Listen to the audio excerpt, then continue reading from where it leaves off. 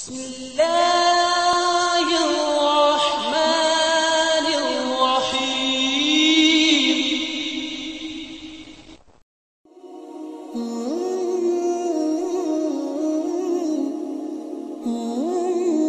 Bismillahirrahmanirrahim. Assalamualaikum warahmatullahi wabarakatuh. Alhamdulillah, wassalatu wassalamu ala rasulillah wa ala alihi wa sahbihi wa mawalah, wa la hawla wa la quwata illa billahi wa ba'du. Qala Allahu azza wa jalla, ya ayyuhalladzina amanu taqullaha haqqa tuqatih wa la tamutunna illa wa antum muslimun. Wa qala sallallahu alaihi wasallam, man salaka tariqan yaltamisu fihi ilma sahhalallahu bihi tariqan ilal jannah. Ma'asyiral muslimin yang dimuliakan Allah subhanahu wa ta'ala,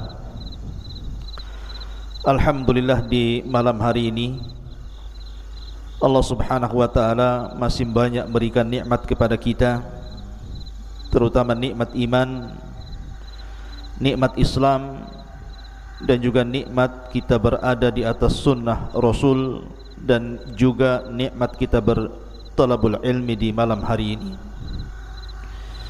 Salawat dan salam kita haturkan kepada Nabi kita Muhammad sallallahu alaihi wasallam. Allahumma salli ala Muhammad wa ala alihi wa sahbihi wa man sara ala nahjihi ila yaumiddin. Pembahasan di malam hari ini kita akan mengkisahkan satu nabi, penerus daripada Kalimur Rahman, Musa alaihi salatu wassalam. Dan kita tahu bahawa Nabiullah Musa alaihi salatu wassalam adalah satu di antara nabi yang paling masyhur dari nabi-nabi Bani Israel. Siapakah penerus Nabi Musa setelah wafatnya Musa? Inilah yang kita akan kisahkan di malam hari ini. Ma'asyiral muslimin yang dimuliakan Allah subhanahu wa ta'ala, setelah Nabi Musa alaihi salatu wassalam berhasil menyeberangkan Bani Israel dari kejaran Fir'aun, sehingga Allah subhanahu wa ta'ala tenggelamkan Fir'aun di Laut Merah dan mata-mata Bani Israel menyaksikannya. Akhirnya Nabi Musa pun kemudian mengarahkan seluruh Bani Israel ke arah Palestina. Banyak peristiwa dalam perjalanan Nabi Musa dengan Bani Israel menuju Palestina. Saya tidak hendak membicarakan peristiwa-peristiwa ini karena terlampau panjang waktunya. Saya akan masuk pada inti permasalahan. Ketika kemudian Nabi Musa sudah mendekati perbatasan Palestina, Nabi Musa alaihi salatu wasallam tidak bisa masuk, karena di negeri itu dikuasai oleh orang-orang Jababir, sehingga Musa alaihi salatu wassalam harus berjihad melawan mereka. Maka Musa alaihi salatu wassalam kemudian meminta kepada Bani Israel untuk siap perang dan berjihad. Tetapi Bani Israel lah kaum yang sangat pengecut, penakut, tidak berani berperang. Kemudian mereka justru mengolok-olok Musa alaihi salatu wassalam dan mengatakan, ya Musa, kalau engkau ingin berangkat perang, sana berangkat. Idhab anta wa rabbuka faqatila. Berangkat engkau wahai Musa, ajak Tuhanmu perang berdua sana. Innaha huna qaidin. Kami biar duduk-duduk menyaksikan siapa yang menang, siapa yang kalah. Begitulah muamalah Bani Israel terhadap nabinya, tidak memiliki adab, su'ul adab. Akhirnya karena mereka tidak mau berjihad, Allah subhanahu wa ta'ala berikan azab kepada mereka, sehingga mereka kemudian dilinglungkan, tidak bisa keluar dari darah itu, yang disebut oleh para ulama sebagai ardutih, dan itu juga dicantumkan dalam Al-Quran. selama 40 tahun mereka berada di negeri itu, tidak bisa keluar. Bayangkan, mereka tinggal di sebuah padang pasir kering kolontang, tidak ada tanaman, tidak ada tumbuhan, tidak ada air. Betul-betul Allah Subhanahu wa taala hinakan mereka karena mereka tidak mau berjihad dengan Nabi Musa alaihi salatu wassalam. Walaupun kemudian akhirnya dengan kebaikan Nabi Musa alaihi salatu wassalam mereka diberikan makanan manna wassalwa, kemudian dikeluarkan air dari bebatuan sebanyak 12 mata air. Itulah makanan mereka selama berada di negeri Tih. Sampai Allah Subhanahu wa taala takdirkan Nabi Musa meninggal dunia di negeri ini, dan juga sebelumnya Harun alaihi salatu wassalam juga meninggal dunia dan belum mampu membebaskan Baitul Maqdis. Baru setelah kemudian Harun meninggal dunia, Nabi Allah Musa alaihi salatu wassalam meninggal dunia, maka tampuk kepemimpinan jatuh ke tangan Yusha ibn Nun. Inilah yang kita akan kisahkan. Siapa Yusha ibn Nun ini? Ma'asyiral muslimin yang dimuliakan Allah Azza wa Jalla, Yusha ibn Nun ini orang dekatnya Nabi Musa. Kalau kita cerita tentang kisah Musa mencari ilmu menuju Nabi Khidir alaihi salam, maka pembantu yang ikut bersama Musa adalah Yusha ibn Nun. Dialah yang membawakan perbekalannya sampai betul-betul Musa berjumpa dengan Khidir. Artinya Yusha ini betul-betul orang dekatnya Nabi Musa. Sehingga ketika Nabi Musa alaihi salatu wassalam meninggal dunia, maka Yusha inilah yang kemudian menjadi nabi dan yang memimpin Bani Israel. Ketika generasi para pengecut, para penakut di zaman Nabi Musa juga sudah hilang, sudah meninggal dunia, kemudian datang generasi berikutnya. Maka generasi berikutnya inilah kemudian digembleng oleh Yusha ibn Nun selama 40 tahun untuk siap berjihad. Barulah kemudian tumbuh keberanian mereka jihad, tumbuh keinginan mereka ingin menguasai Baitul Maqdis. Tetapi ketika itu Yusha ibn Nun mensyaratkan setiap pasukan yang ikut dengan dirinya tidak boleh masuk pada 3 perkara. Pertama, seorang laki-laki yang hendak meminang atau melakukan pernikahan dengan seorang wanita, maka dilarang ikut jihad. Karena nanti kalau seandainya dia ikut jihad, maka pikirannya akan kemana-mana, akan memikirkan wanita dan tidak memikirkan perang. Yang kedua, seorang laki-laki yang membangun rumah dan belum sempurna bangunannya, maka dilarang berjihad, karena kalau seandainya dia berjihad, dia akan berfikir tentang rumahnya. Kemudian yang ketiga, seorang laki-laki yang memiliki ternak, memiliki kambing, sapi atau unta yang bunting yang hendak melahirkan, maka tidak boleh ikut perang, sebab kalau dia perang dia akan pikirkan tentang kelahiran binatang ternaknya. Jadi memang Yusha ibn Nun ini memilih orang-orang pilihan yang hati mereka hanya tertambat kepada Allah dan tidak ada dunia sama sekali. Memang diajak jihad betul. Ma'asyiral muslimin yang dimuliakan Allah Azza wa Jalla, makanya Allah Subhanahu wa taala berfirman, Innallaha yuhibbul ladzina yuqatiluna fi sabilihi saffan ka'annahum bunyanun marsus. Sesungguhnya Allah Subhanahu wa taala mencintai orang-orang yang berperang di jalannya dalam barisan yang teratur. Mereka seakan-akan seperti satu bangunan yang tersusun dengan kokoh. Itulah yang dikehendaki Yusha ibn Nun. Memang pasukan itu disiapkan betul-betul dengan sangat matang, sehingga 40 tahun Yusha melatih mereka untuk berperang. Sampai pada waktunya maka mereka siap jihad, dan semua orang-orang pilihan. Ma'asyiral muslimin yang dimuliakan Allah Subhanahu wa taala, berangkatlah tentara Bani Israel yang memang orang-orang pilihan dari kalangan muwahhidin, orang-orang yang beriman, dipimpin langsung Nabiullah Yusha ibn Nun menuju Baitul Maqdis untuk merebut Baitul Maqdis. Dan inilah sejarah pertama Bani Israel menyerang Baitul Maqdis dan hendak membebaskannya di tangan Yusha ibn Nun. Masalahnya ketika kemudian tentara Yusha ibn Nun ini sudah berada di gerbang Baitul Maqdis,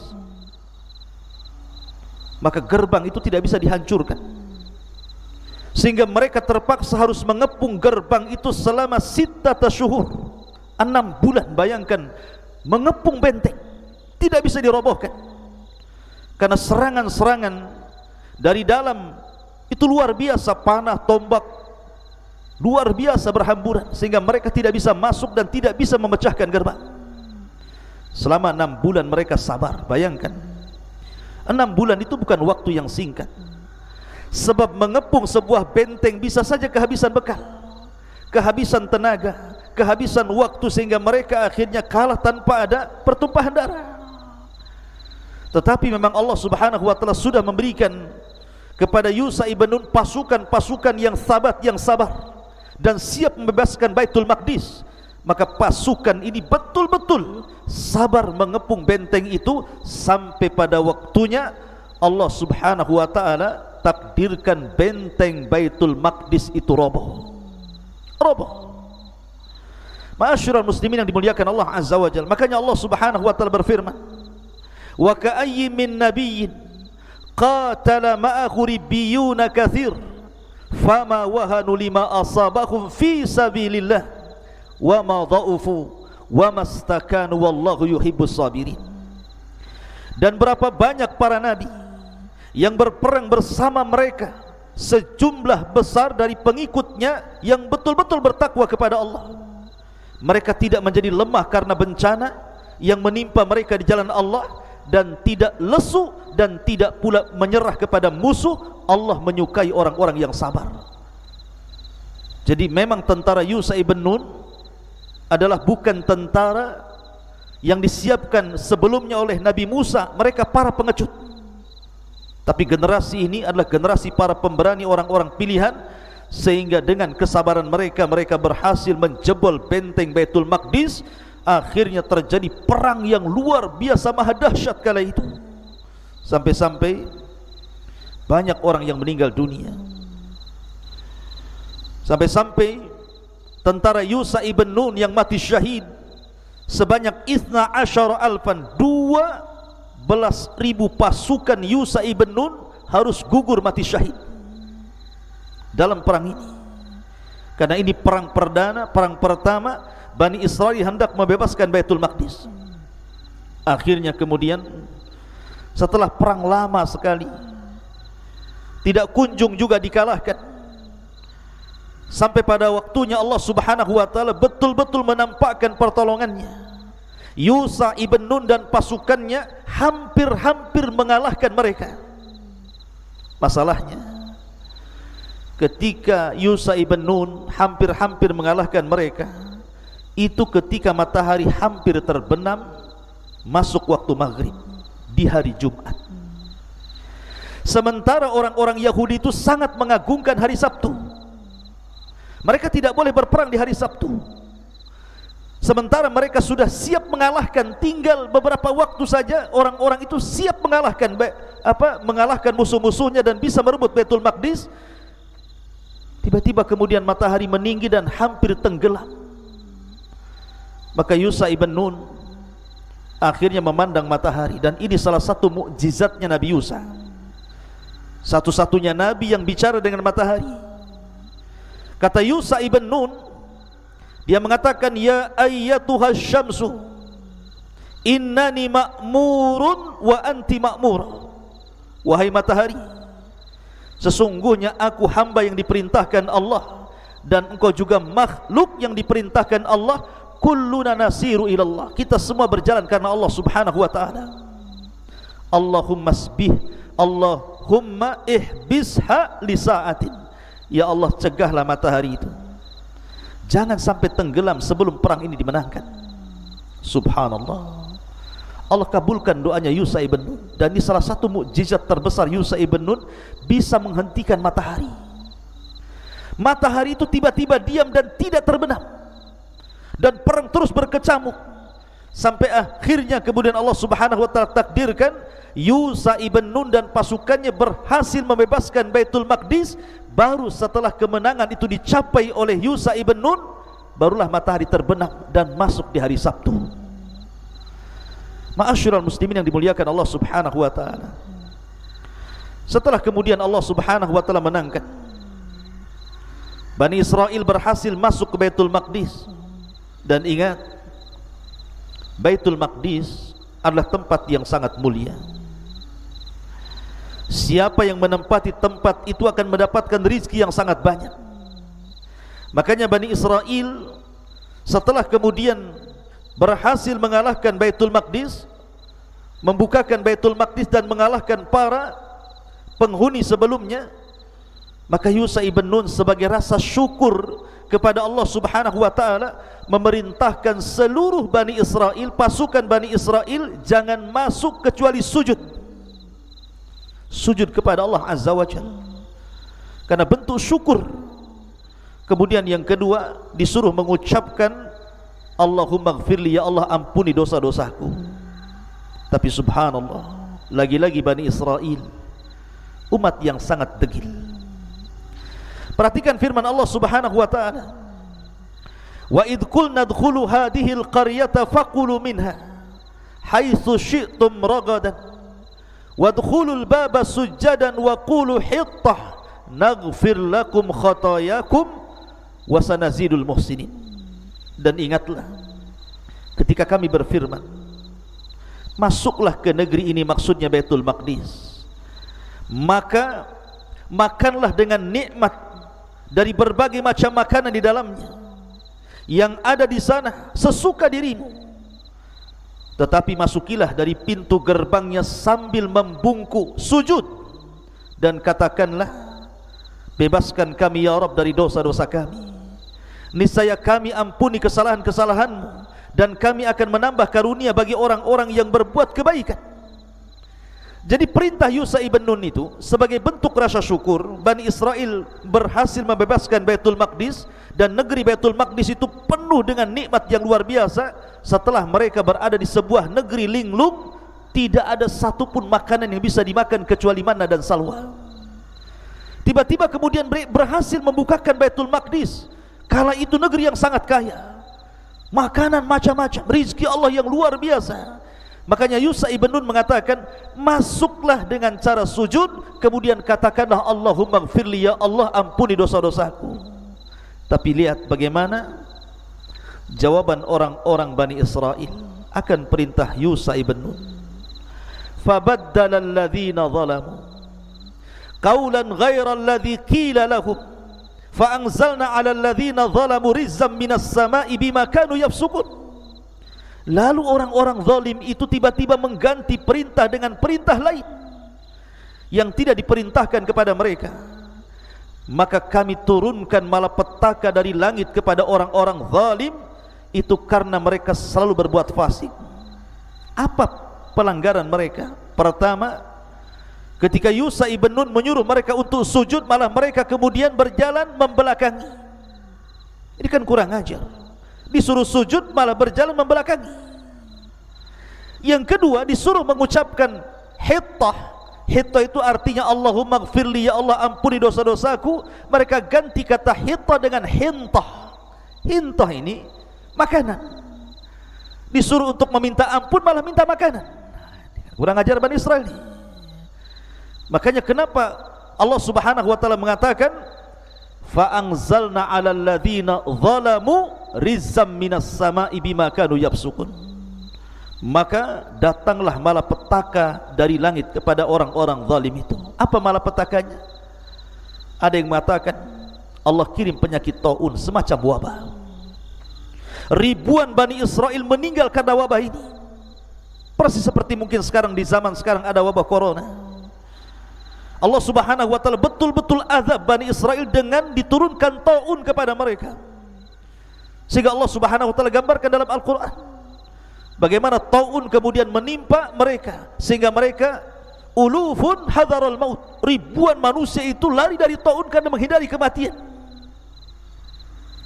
Dan itu akibat ulah mereka, karena kebiasaan Bani Israel apabila bermuamalah dengan nabinya cuma dua.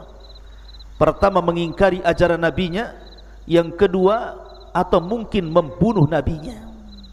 Perhatikan firman Allah Subhanahu wa taala, walaqad atayna Musal kitaba wa qaffayna min ba'dihi birrusul wa atayna Isa ibn Maryam al-bayyinati wa ayyadnahu biruhil qudus afakullama ja'akum rasulun bima la tahwa anfusukum istakbartum fafariqan kadzabtum wa fariqan taqtulun.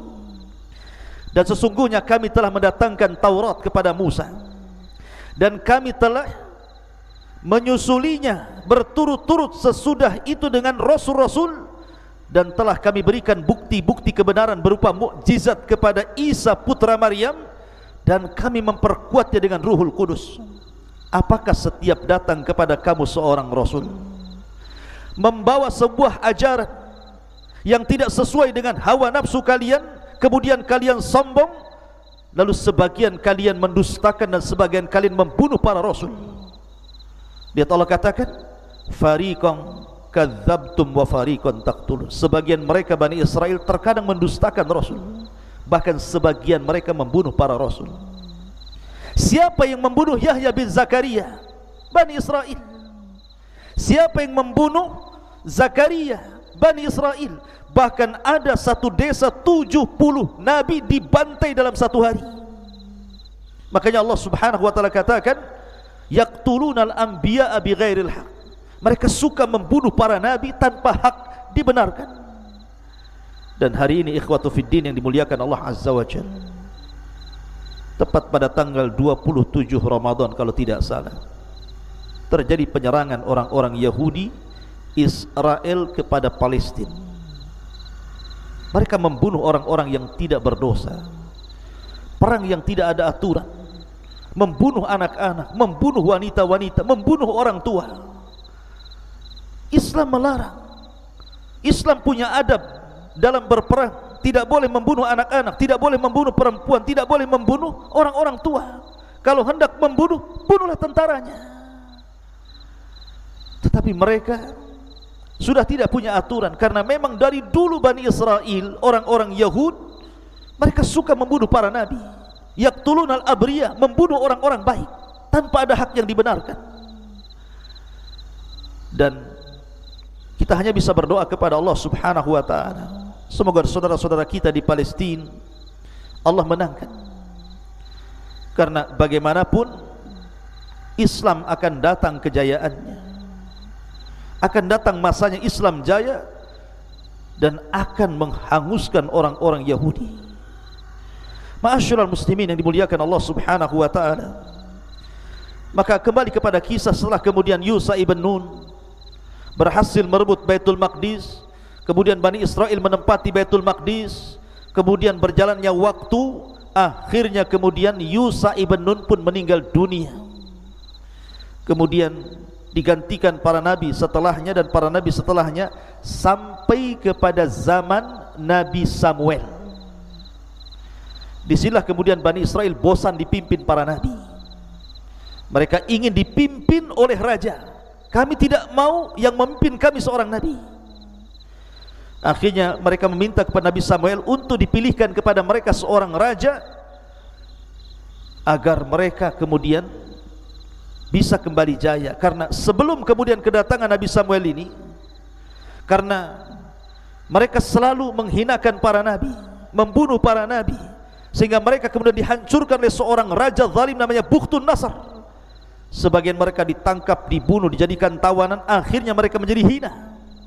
Karena kehinaan itulah mereka meminta kepada Nabi Samuel untuk dipilihkan raja supaya mereka kembali jaya. Maka Nabi Samuel pun kemudian memilihkan kepada mereka seorang raja pertama Bani Israel yang disebut dengan Raja Talut. Inilah raja pertama dari raja Bani Israel. Bagaimana kisah Talut? Bagaimana melawan Jalut? Bagaimana munculnya Nabi Daud? Tentu ini kisah yang panjang, tidak mungkin saya ceritakan dalam satu malam, dan kita akan bersambung. Mudah-mudahan kajian di malam hari ini bermanfaat untuk kaum muslimin. Akhirnya saya hanya bisa menutup kajian dengan membaca doa kafaratul majlis. Subhanakallah bihamdika asyhadu an la ilaha illa anta astaghfiruka wa atubu ilaik. Allahu ta'ala alam. Assalamualaikum warahmatullahi wabarakatuh.